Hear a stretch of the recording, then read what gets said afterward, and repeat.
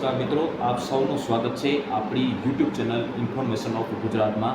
આજથી આપણે એક નઈ ચેનલનો પ્રારંભ કરી રહ્યા છે। જો આ ચેનલ પર તમને ગુજરાતીમાં હવામાન જાણવા મળશે ઇન્ફોર્મેશન ઓફ ગુજરાતમાં, તો આ વિડીયોમાં વાત કરીશું કે ગુજરાતમાં 12 માર્ચથી લઈ અને 15 માર્ચની વચ્ચે હવામાન કેવું રહેશે, પવનની સ્પીડ કેવી રહેશે અને જો ગરમી તાપમાન બધું આ વિડીયોમાં આપણે ડિટેલમાં જાણવાના છીએ। તો આજ સુધી આપની નઈ ચેનલ છે ઇન્ફોર્મેશન ગુજરાત, આજ સુધી આપને ચેનલને સબસ્ક્રાઈબ ન કરી હોય તો અમારી યુટ્યુબ ચેનલ ઇન્ફોર્મેશન ગુજરાતને તમે સબસ્ક્રાઈબ કરી લેજો અને આ વિડીયોને પણ એક લાઇક આપી અને દરેક ગ્રુપમાં શેર કરી દેજો। તો આ ચેનલ પર આપણે ગુજરાતીમાં હવામાન જાણવા મળશે અને 15 માર્ચથી માફ કરશો 12 માર્ચથી લઈને 15 માર્ચ વચ્ચે આખા ગુજરાતમાં હવામાન કેવું રહેશે, પવન તાપમાન અને ગરમીનું પ્રમાણ કેવું રહેશે, આ વિડીયોમાં આપણે વાત કરીશું। તો આ ચેનલ નવી ચાલુ કરી છે, તો થોડો આજે પહેલો દિવસ છે, તો આપણો હિન્દીમાં તો આખા ભારતનો મોસમ બતાવીએ છીએ। જો પૂરા ભારતનો આખા ભારતનો આપણે કહી શકીએ કે મોસમ બતાવીએ છીએ।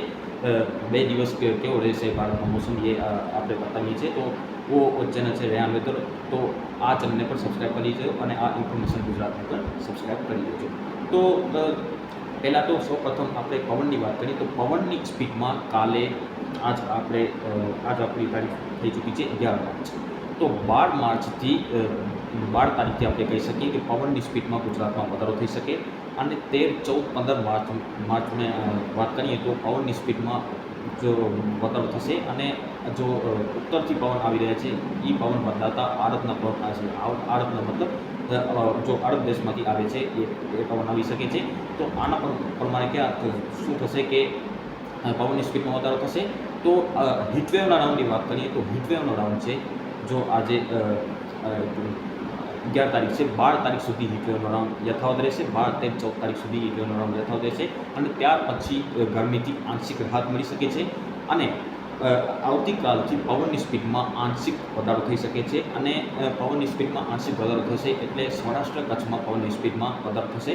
નોર્મલ રહેશે પવન, બહુ જાજો નહીં હોય, જો અત્યારે પવન છે નોર્મલ એનાથી થોડો વધી શકે છે પવન। અને વાત રહી ગરમીની, તો ગરમીમાં આજે રેડ એલર્ટ છે ગરમીમાં સૌરાષ્ટ્ર કચ્છના અનેક ભાગોમાં આજે રેડ એલર્ટ હવામાન વિભાગ દ્વારા આપવામાં આવ્યું છે।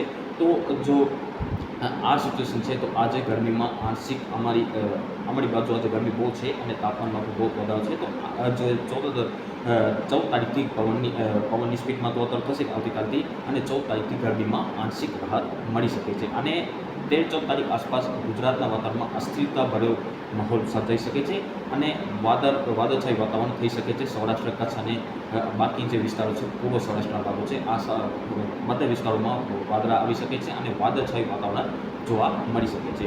તો આ રહી પવન, ગરમી અને 12થી લઈ 15 માર્ચ સુધીનો હવામાનની વાત। બાકી આપણે આ ચેનલ ઉપરથી ગુજરાતીનું હવામાન જાણવા માટે આપણે આ ઇન્ફોર્મેશન ગુજરાત ચેનલને સબસ્ક્રાઈબ કરી દેજો।